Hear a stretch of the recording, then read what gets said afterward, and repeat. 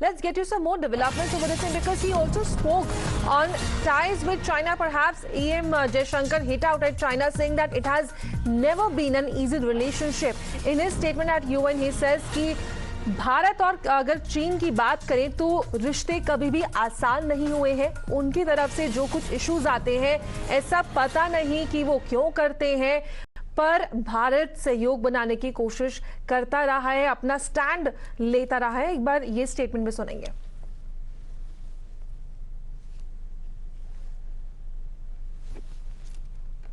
Right, we'll try to get you that statement on the broadcast, but for the meantime, let me rope in Akansha back on this. Akansha, now EM Jaishankar also spoke on China, clearly stating that the relationship between the two countries have never been easy.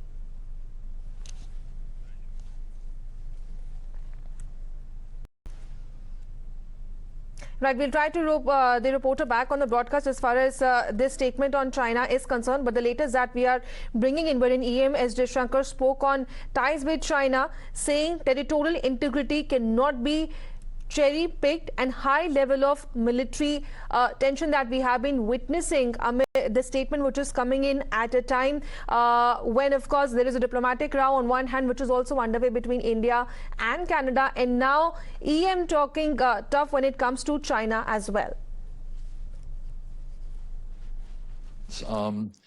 Thank you very much for a very thoughtful presentation. I would be very interested in your thoughts on what the Chinese are doing or planning to do in the Indian Ocean. If you look at the Indian Ocean, the Chinese used to call it the string of pearls. Or we wouldn't necessarily use the same term. It's a very benign one. But if you look at what's going on, there's a base in Djibouti. There's certainly a lot more activity in Sri Lanka. There's a lot of activity in Gwadar. There's a lot more Chinese activity in Myanmar. And then, of course, in the Pacific Islands that go through the straits or around the Straits of Malacca. So the question I have is, what do you see the Chinese motive as being in this? Is it purely commercial? Is it establishing commercial relations, but also establishing the basis for a greater degree of security presence? And if the latter, what do you recommend or think the Quad ought to do, if anything, to be sure that the power or the balance of power does not shift in a way that's adverse to India or the United States? Let me first say that pearls look benign unless you ask oysters. So they may have a slightly different perspective. So happy with the pearls. But the point is, yes, if one were to look at the last 20, 25 years, there's been a steady increase in the Chinese naval presence and activity in the Indian Ocean. But there's been a very sharp increase in the size of the Chinese Navy. So when you have a very much bigger Navy, I mean, that Navy is going to be obviously visible in terms of its deployment somewhere. I guess when you come out of the east coast of China, you either go into the Pacific or you turn westwards and come into the Indian Ocean. Now, in our own case, we have seen, Chinese port activity, port building. You mentioned Gwadar. There's a port called Hambantota in Sri Lanka. There are a few others.